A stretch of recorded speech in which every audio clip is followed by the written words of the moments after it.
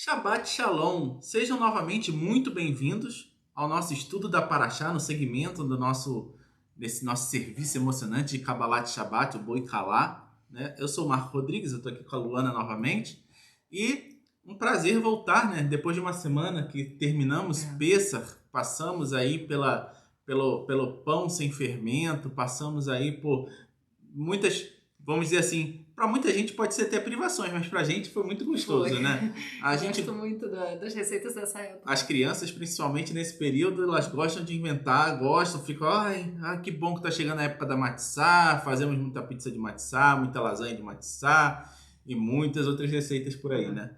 Então, nós estamos aqui novamente, agora dando sequência ao nosso ciclo das Parashiot, do ciclo de estudo semanal das porções da Torá, e estamos na Parashá Shemini. Shemini, após a Parashá anterior, para quem não lembra, ficamos uma semana sem. A Parashá Tzav, que foi a Parashá anterior, agora estamos na Parashá Shemini, que significa oitavo. Né? É muito interessante porque justamente fala do oitavo dia. Quem não lembra, no final da Parashá Tzav, nós estávamos falando sobre justamente a inauguração, vamos dizer assim, a posse, Moisés ensinando ali no tabernáculo o serviço durante 7 dias ali para Arão, para seus filhos, como deveriam proceder no serviço do tabernáculo, né? E a Parashá Shemini, oitavo, como eu falei, fala justamente do oitavo dia, oitavo que tem um sabor muito especial esse número, né? O oitavo que muitas pessoas perguntam, até a gente recebe algumas perguntas desse tipo,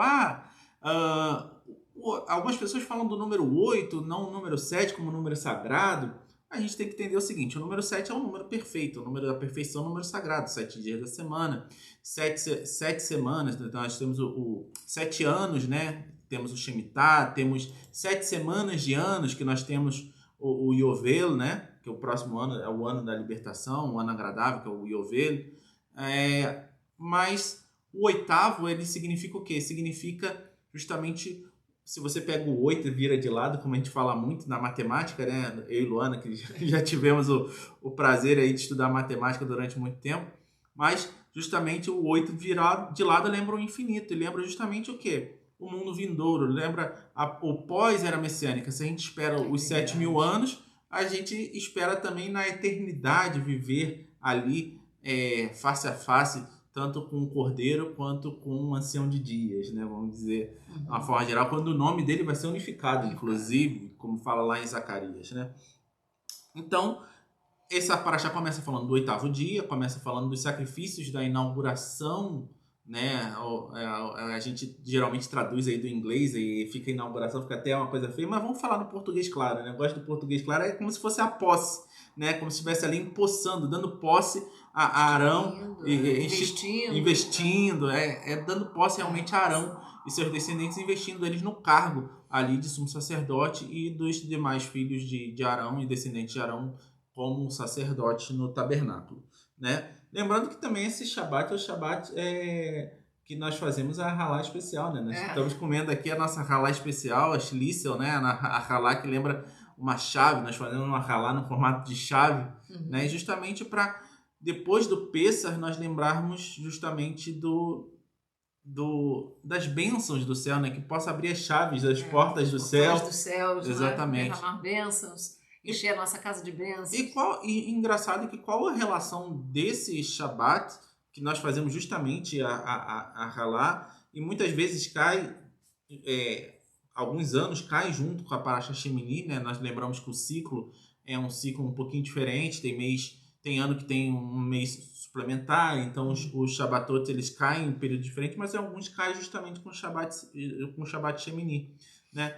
Que nós vemos o quê? É uma bênção vinda dos céus, mas também porque o povo de Israel ali, quando começa, está esperando ali a Shekhinah, tem a promessa de que todos veriam a Shekhinah, todos veriam, até como o Rabino Shapira falou essa semana, o peso de Adonai, o Kavod, né, que está traduzido como glória, mas é o peso da glória de Adonai, vamos dizer assim, todos veriam, mas ao mesmo tempo tem uma situação desagradável, que é a morte de Nadab e Abiú, né? E essa paraxá conta sobre isso, fala sobre os sacrifícios, fala sobre a morte de Nadab e Abiú e fala das leis que a gente gosta muito, que são as leis de Kashrut, Sim. né? Só um adendo antes da gente entrar, que é um assunto que a gente gosta muito e a gente quer fazer uma relação muito forte essa semana, justamente com a Brit Hadashah, é uma passagem muito mal interpretada. E também na que esteira... tem a ver com o Pêssar, que nós Exatamente. passamos, né? Nós fizemos algumas coisas parecidas no Na Pêssar. esteira do Pêssar, quem seguiu aí, o pessoal mandou fotos aí, principalmente o pessoal de Sombrio mandou muitas fotos pra gente, a galera tava lá reunida e nossos irmãos mandaram fotos de como fizeram lá, seguindo a Haggadah de Nissan, que estava disponível gratuitamente aqui pelo nosso ministério, pela Havatami. E o mais importante que eu estava falando era justamente sobre o que tem nessa paraxá, até a gente colocou uma foto essa semana aí nas nossas redes sociais, a ver com a bênção sacerdotal. Engraçado que a bênção sacerdotal só fala lá em número 6, né? Mas diz lá nessa paraxá, lá no 9:22, que Arão, ele estava abençoando o povo, né? Estava fazendo uma bênção para o povo. Aí os sábios até discutem, né? Os rabinos, os comentaristas discutem qual seria a bênção que Arão proferiu, né? E eu acho muito interessante esse comentário porque muitos discutem que Arão teria proferido a bênção sacerdotal que ou teria sido ensinada por Moshe ou que o próprio Arão fez aquela bênção, instituiu aquela bênção, porque quando fala o Eterno te abençoe e te guarde, que Adonai te abençoe e te guarde, guarde que vem justamente do primeiro tipo da oferta da investidura, que é a oferta do pecado, que te guarde do pecado, ou da oferta hatat, como nós falamos. O segundo, que fala sobre, e que faça resplandecer o seu rosto sobre ti. Resplandecer, o que te lembra resplandecer? Quando você está indo de frente para o fogo, o seu rosto resplandece com a luz do fogo. Então ele lembra... Diante da glória do Eterno, quando Moisés, o rosto dele resplandecia. Exatamente. Mas lembra do fogo por causa da oferta queimada, a oferta de holocausto, né? É a segunda oferta. E a terceira oferta, que fala e que te conceda a paz, que é a terceira oferta, que seria a oferta de paz, a oferta Shelamim. Então, fala desses 3 tipos de ofertas. Só para fazer um comentário, porque a gente não poderia passar, como sempre, todas as parashiot são riquíssimas. Se a gente ficasse aqui, a gente ficava até amanhã. Mas, entrando agora no cerne da questão, no âmago da questão, com palavras bonitas, né? Mas falando justamente sobre as leis de impureza, as leis de Kashrut, né? Nós não vamos falar especificamente sobre tipos de animais que são puros e impuros. Creio que todos já devem ter lido em Levítico 11, que é o finalzinho da Paraxá, mas vamos falar um pouquinho mais a respeito sobre o que isso significa, por que nós temos essa regra de Kashrut, porque nós temos outras regras associadas a Kashrut, como essa questão de pureza, do que é puro, do que é impuro, o que torna uma pessoa pura e impura, enfim, nós vamos focar um pouquinho mais nesse ponto, usando principalmente uma passagem da Brit Hadashah, que é o Novo Testamento, de Marcos 7, não é? Então, só fazer um adendo antes, um apanhado, porque por que nós falamos, inclusive, nessa paraxá, está associado muitas vezes o estudo de Marcos 7 junto a dessa paraxá, porque muitas pessoas ficam assustadas, principalmente aqueles que vêm de um ambiente cristão, porque leem Marcos 7 literalmente ao pé da letra ou numa tradução. Não estamos falando mal de traduções, tá? É uma coisa muito comum, uma pessoa que começa a vir para o judaísmo messiânico ou conhecer sobre o judaísmo messiânico, ela começa a querer achar que tudo está errado, né? Parece que tudo é fake news, né? Ah, não, a Bíblia que me deram é fake news, está errada. Não. Se ela chegou para nós dessa maneira, nós temos que saber utilizar a Bíblia como uma ferramenta de estudo, realmente. Ela é a palavra viva do Eterno e ela vai nos revelar a glória dele, vai nos revelar a sabedoria ali escondida. Mas nós temos que também saber estudar, temos que saber fazer comparações entre versões, saber, principalmente porque a gente fala tanto de estudar o hebraico, né? De ir até a fonte, de saber o que significa aquela palavra, a dica linguística que tem dentro daquela palavra. E no Novo Testamento também não é muito diferente. Também é interessante a gente saber o grego, também saber da tradução, como foi traduzido do grego para outras línguas, né? Mas a gente tem que perceber bem quando algumas questões, principalmente essa de Marcos 7, e a gente teve na nossa cerimônia de Pêssar, né, no nosso Seder de Pêssar, nós tivemos a questão da lavagem das mãos, né? Então tá falando muito de coisas puras e impuras, ritualmente puro, ritualmente impuro. E temos a lavagem das mãos sem a bênção antes do carpaz, e antes da matzá nós temos a lavagem das mãos com a bênção, né? Que até no hebraico tem um nome complicado, que nós falamos que é o netilat yadayim, né? Que é a lavagem das mãos, que também fazemos em algumas tradições, e muitas tradições fazem essa lavagem antes de comer a halá no Shabat, né? Shabat, sim. Então, por que nós precisamos lavar as mãos, né? Muitas pessoas acham que lavar as mãos é uma coisa simplesmente lavar as mãos para limpar a pureza externa. Mas nós estamos falando de higiene. Higiene. Mas a lavagem das mãos, ela está falando sobre algo e lembrando sobre algo que era relacionado justamente ao serviço do tabernáculo, o serviço do templo. Quando iam comer, os sacerdotes iam comer alimentos, principalmente desses sacrifícios que foram falados, inclusive nessa paraxá nós temos inclusive a discussão entre Moisés e Arão sobre vocês tinham que ter comido o sacrifício, por que vocês queimaram? Mas Arão ainda dá uma justificativa que ele estava de luto, por isso que ele queimou a última oferta, e tem uma explicação muito rica sobre isso. Mas aqueles alimentos que eram considerados puros cerimonialmente puros, né? E fazer todo aquele serviço, tinha a pia de cobre, né? a recipiente de cobre, onde ele lavava a mão e o pé antes de entrar para fazer o serviço. Mas essa limpeza é uma limpeza que limpa não a nossa parte externa, mas limpa a alma. E Marcos 7 fala sobre isso. Fala. Porque Marcos 7, a passagem de Marcos 7 é aquela que fala em que os fariseus eles começaram a questionar a Yeshua por que os discípulos dele não lavavam as mãos como era a tradição deles, não é?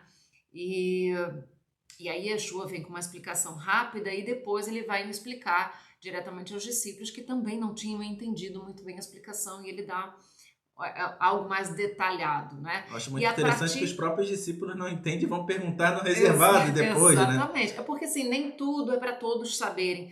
É isso que é muito importante, e Yeshua nos dá um exemplo maravilhoso todas as vezes que ele vai ensinar. Ele ensinava para multidões, mas ele ensinava de forma bonita, mas não muito detalhada. Mas quando ele chegava nos discípulos, ele abria todas os mistérios, vamos dizer assim, do que ele estava explicando, não é?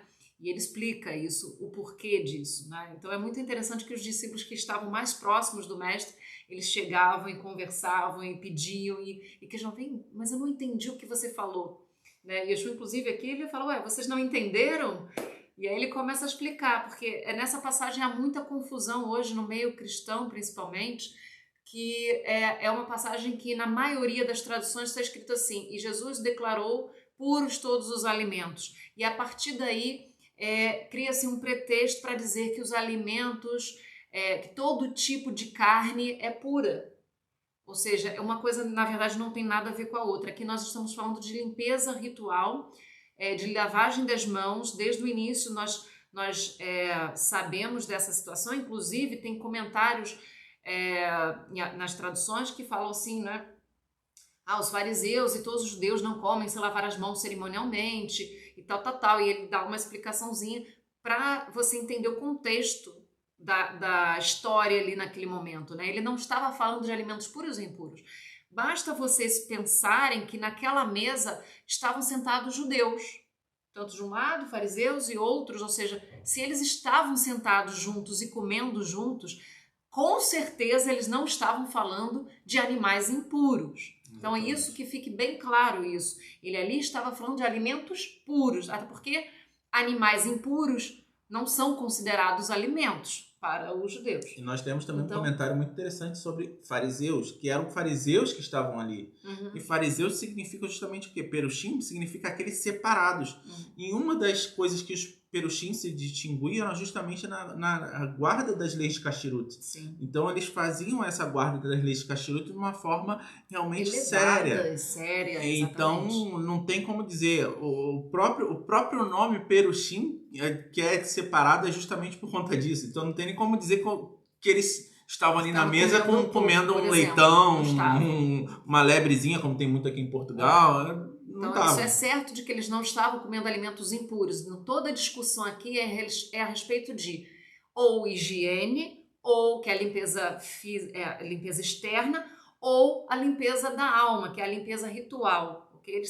Essa era a discussão deles. O que acontece é que na tradição, como o Marco mesmo falou dos Perushim, eles eram separados, eles buscavam sempre cada vez mais evoluir no cumprimento da Torá. Então, eles pegavam a Torá e criavam cercas, o que não é nada mal. O próprio Yeshua, Porque é voto, estabeleça para si cercas. Sim, mas o próprio Yeshua fez muitas cercas. Ele Nós foi o até maior brincamos, criador o de maior cercas. criador de cercas que tem. Foi Yeshua. Então, assim, não é ruim criar cercas. O que Yeshua vem reclamar aqui, questionar a eles, é o seguinte: vocês estão sendo hipócritas, porque vocês pegam a lei de Deus e vocês aumentam, criam suas cercas, mas não é o problema das cercas. O problema é que vocês estão colocando essas cercas como superior à lei de Deus.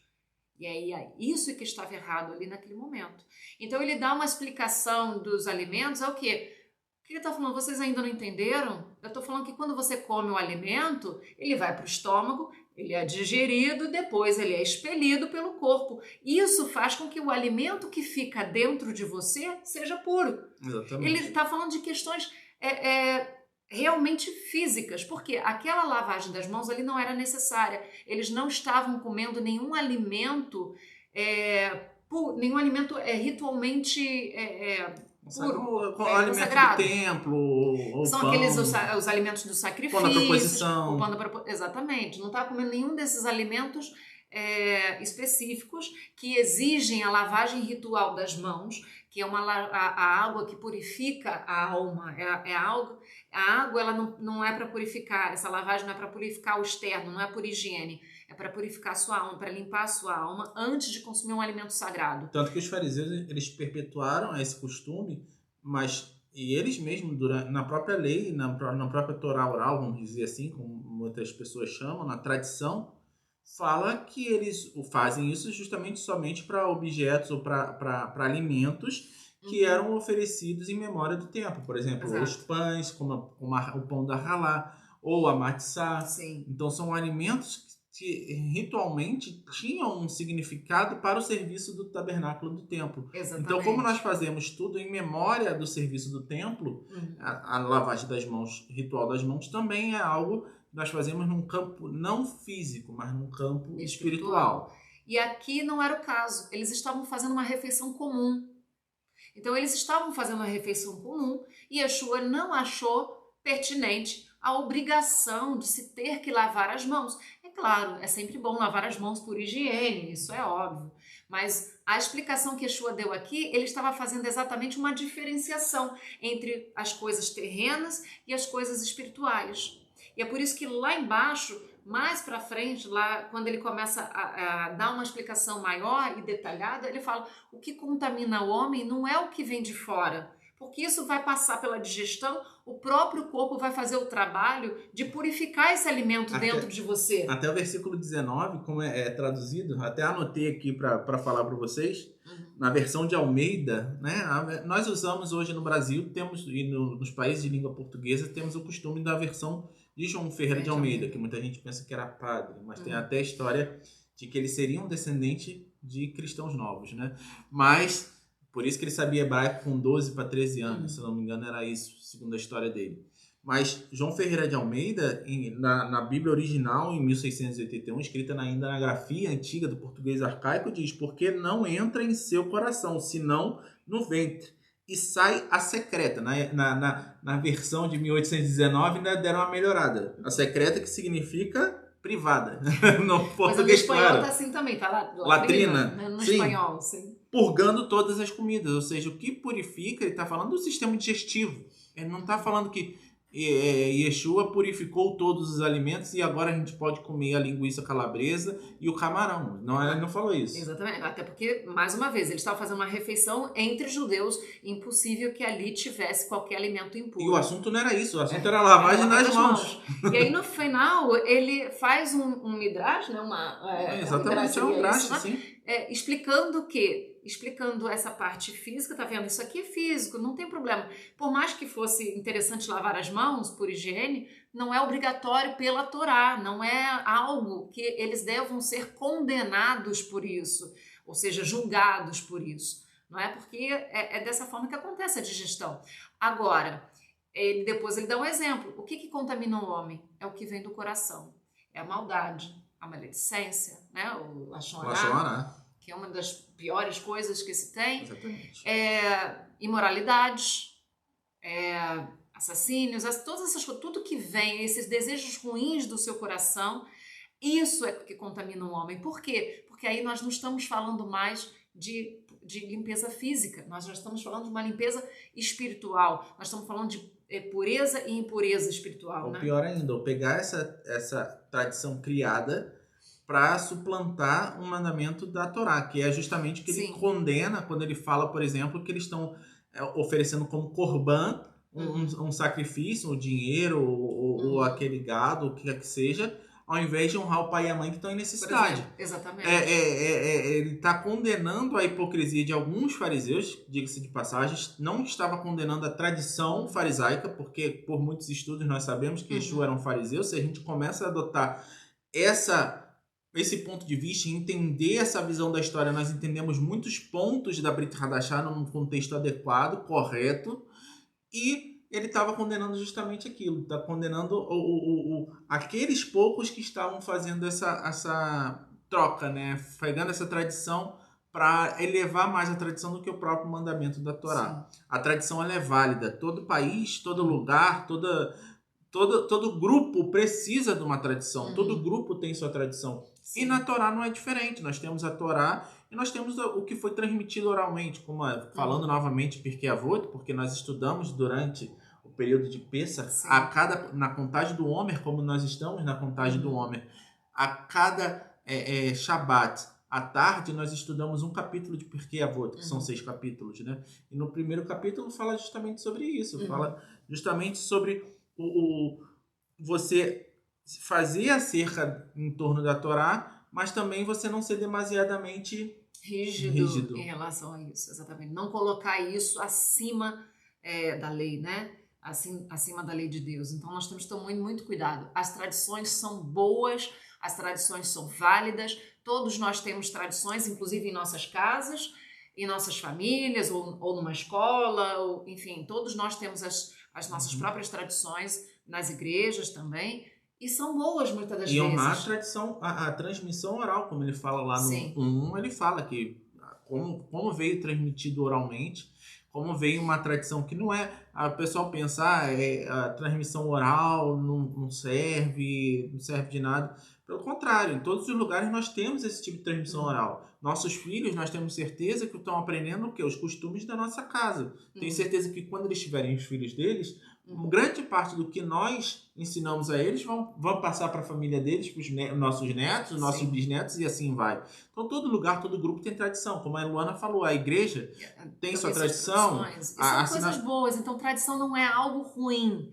Tradição dos homens ou regras de homens, isso não é ruim. Isso é feito para você ter um controle, uma organização na sua sociedade, viver em paz e harmonia. Uma aplicação daquilo que está escrito. Ou até para proteger a própria Torá, okay? Para alguém não descumprir. Então isso é bom. O que não é bom é justamente colocar isso como condenar uma pessoa ou julgar uma pessoa de estar quebrando esta cerca, mesmo que ela não esteja quebrando a Torá, a lei da Torá.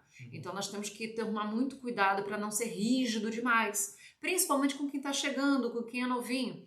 E em relação a isso, eu queria até citar algumas palavras, assim, algumas questões de Ramban, porque a Ramban, ele fala que tem níveis diferentes, né? Níveis diferentes de serviço divino.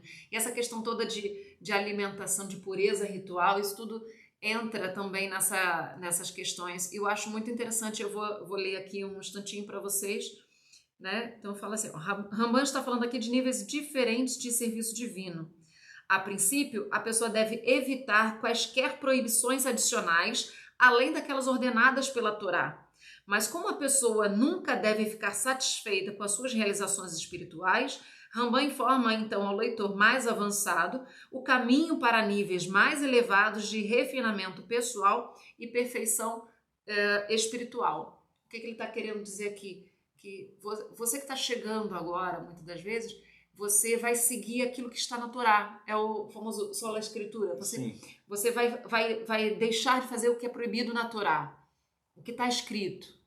Mas só que com o tempo, não basta fazer o que está aqui. Vamos melhorar, vamos refinar esse nosso espiritual, né? Vamos evoluir cada vez. É como você faz. Começa em Atos 15, seguindo alguns mandamentos, daqui a pouco você vai acrescentando outros. De pouquinho a pouquinho, você vai crescendo espiritualmente, alimentando o seu espírito e ficando mais próximos do Eterno. Porque é muito importante em Levítico 11, quando ele fala sobre a kashrut, sobre os animais puros e impuros, o Eterno fala o tempo todo ali, sejam santos, porque eu sou santo.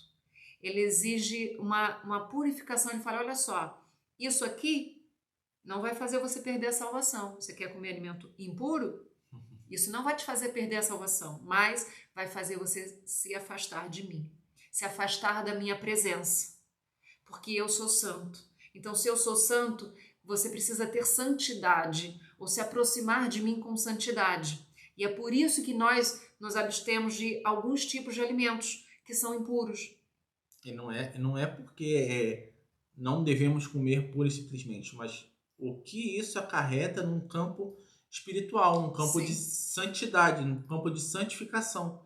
A partir do momento que a gente descumpre aquelas regras, não é que a gente está sendo condenado, mas é que a gente se afasta, a gente fica mais suscetível a não ouvir a voz de Deus, a não escutar a direção que Deus está fazendo, está dando para a nossa vida.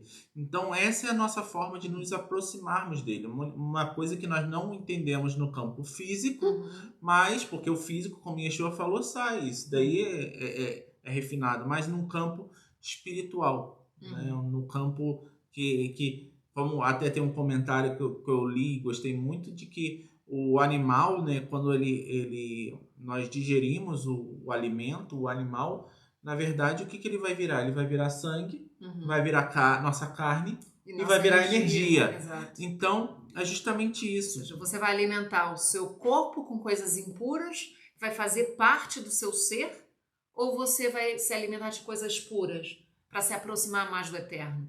Porque se você quer se aproximar do Eterno, você precisa ter essa pureza dentro de você. Sei que não é 100% na nossa vida, principalmente para nós que vivemos na diáspora, muitos têm dificuldade de encontrar determinados alimentos ou de fazer determinado tipo de alimentação, mas precisamos nos esforçar. Né? Então, vocês que não vivem perto não têm acesso a determinados alimentos, procura pelo menos a consumir alimentos. Pode não ser uma carne kosher, talvez, o que é o ideal, mas se você vive num local que não tem, ou se você não tem condições financeiras para obter, que pelo menos tente comer os alimentos puros, né? Carnes de alimentos de animais puros, né? Para começar todo esse processo, não é? Essa busca de proximidade com o Eterno, né? de sintonia, de ter aquela sintonia com o Eterno, né? E evitar que aconteça como aconteceu com Nadab e Abiú, que eles entraram na presença do Eterno sem santidade em algum momento, não é? Não vou entrar nas teorias a respeito da morte deles, que não é o tema hoje, mas mesmo em relação a essa questão da alimentação, se esforce. Eu posso dizer, pela minha experiência, pela minha vida, a diferença que fez quando eu passei a consumir alimentos puros. Eu tive uma diferença espiritual muito grande. Eu passei a ter... Meus ouvidos ficaram mais sensíveis a ouvir, né, a receber as mensagens que o Eterno trazia para mim. E eu sei que também eu tive, inclusive essa semana, testemunho de pessoas que passaram a seguir a kashrut, começaram a seguir se esforçar, essas fazer leis dietéticas, se esforçar para começar toda essa mudança, e que também tiveram a mesma experiência, né, de ficar mais sensível, do seu próprio espírito estar tão bem alimentado que você consegue resistir às coisas mundanas, né, às coisas do mundo. Então, assim, experimente. Se você quer ouvir a resposta que o Eterno tem para suas orações e você pensa, o Eterno não está me respondendo, por que que ele não está me respondendo? Será que de repente você não precisaria ter um pouquinho mais de intimidade com o Eterno? Não só em oração, mas também em santidade, em purificação? Experimenta a Kashrut. Começa a fazer, faz um desafio na tua vida. Faça um desafio, experimente durante um tempo e veja, medite na palavra enquanto você está limpando, se purificando. Assim como nós passamos pelo Pêssah, Exatamente. nos limpando de todo o fermento, nós agora temos que continuar com essa questão de purificação com os alimentos puros também. Não é? Então, faça esse desafio na tua vida, experimente se você não vai ter essa experiência maior com o Eterno, se você não vai conseguir ficar mais sensível ao Espírito Santo, a Ruach HaKodesh. Faça esse experimento na sua vida, que eu tenho certeza que você não vai se arrepender. E para a gente encerrar, é importante a gente falar que tudo que a gente está fazendo não é para homem nenhum. Exatamente. É para o nosso Criador, para o Criador de todas as coisas, para o Eterno, né? Então, que nós possamos cada vez mais nos esforçarmos para atingir um nível de santidade, que é uma coisa que muitas pessoas hoje não sabem, ou acham, não, quem sou eu para dizer que eu sou santo? Não, nós temos que perseguir o chegar ao nível de um tzadikim, de um justo, de ser uma pessoa que realmente é santa, está envolvida na obra do Eterno, está envolvida literalmente com sua vida entrelaçada à vontade do Eterno. Porque ser santo, na verdade, é ser separado, né? Exatamente. A palavra para santo é ser separado. Então, significa que você está separado do mundo e você está unido em um só povo, no corpo de Yeshua, unido no povo de Deus, né? Que é Israel, no povo de Israel. Então, é importante isso, né? É importante também entendermos a Torá e entendermos o contexto apropriado da Brit Hadashah do Novo Testamento, assim como Marcos 7 que a gente falou hoje. Para isso, nós temos nosso discipulado. Convido todos vocês a se inscreverem na Yeshivat Shuvo, de terem realmente um contato próximo, porque a Yeshivat Shuvo não é um curso acadêmico meramente, não é apenas conhecimento, mas é relacionamento. Isso. Então, assim, nós nos despedimos. Agradeço a todos. Até a próxima semana. Um Shabbat Shalom para todos vocês. Shabbat Shalom a todos.